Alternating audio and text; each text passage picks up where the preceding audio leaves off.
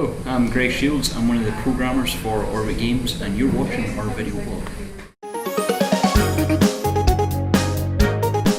For a more detailed description of our game, check out our pitch video in the link on screen. This week, we made some hard decisions to streamline and improve our gameplay. We've decided that the goal of releasing the planet's lava and draining it into your spaceship was far too complex and would be hard to communicate to the user. Instead, we'll have a collectible at the center of the planet which must be returned to the ship. We will also have several smaller collectibles which can be collected for bonus points. Second, we've decided to focus on a multiplayer competitive version of the game, in which 2 players race to complete the level. You can also pick up power-ups to disrupt the progress of the competing player. We feel this will provide the best bite-sized experience of our core game ideas. And with limited time available, it's what we're choosing to focus on for the competition. While these decisions were hard to make, we know it will result in a tighter and ultimately more fun game overall. It hasn't been all decision-making, though. Orbit Games had our noses to the grindstone this week, and we've got a full playable prototype level on a phone, complete with touch controls, collectibles, digging, rotation, platforming, and even fancy parallax backgrounds. Placeholder art and sound assets are all in, and everything is looking great. Let's see what each of the team members has been working on. All right, Daryl, what is it you're working on here? I'm cutting up sound effects that I recorded on Thursday in the studio doing some Foley stuff. Awesome. So you've mostly been working on that a lot this week then. All right, Emmy, what is it that you're working on here? Well, I've been working on kind of storyboard to kind of show the different stages that we see.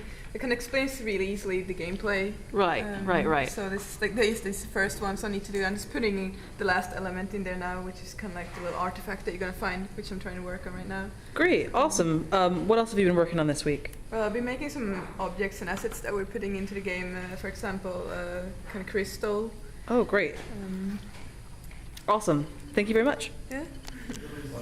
Okay, Sarah, what have you been working on this week? Well, today I've been working on getting a sort of a pause menu functionality in. So in our game right now, we don't have it up here at the moment. There we go. There's a little pause button up in the corner, so that you can sort of jump in midair and then actually pause it, and then put it back down. So I've also been, as you can see, there's some fancy scrolling in the background, some parallax, and that's something I've been working on with Emmy this week. And also just a lot of other little things, just functionality here and there to get the basic core feature set ready to go. All right, sounds good. Thanks. All right, Greg, so what have you been working on this week? Well, this week's been quite a big week. There's been quite a few significant changes. As been mentioned already, we decided to get rid of the lava. It was, we were trying to work on it at the beginning of this week, and it was a nightmare. It was having liquid dynamics and dynamic gravity environment on a mobile. We tried putting it on our phone, and it was down to like 3 frames a second. So it was quite a big decision, but we decided to move away from it. And I think we've got like new level designs and stuff like that now based on this new collection mechanic, and we found it way easier to design the new levels. So I think from a programming and a design standpoint, it's been quite a good decision. Yeah, I definitely agree. Yeah. In addition to that, another big thing that's happened is we got our game onto our phone, which was good. You'll see that later. But so mainly what I've been working on since we've had that happening has been touchscreen controls and tilting the phone to rotate the planet and stuff like that. So that's been challenging, and I think it's easy to get it established, but to get it feeling right has been pretty difficult. So I've been going around a few people around the uni and stuff like that, and getting them to play it, and watching how they play and learning lessons from that. So Lots of testing even this early. Yeah, and it's gonna take ages to get it feeling really right.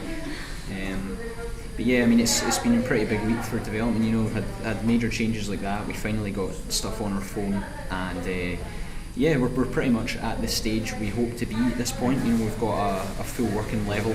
We've got a win state and stuff like that, and we've got controls working.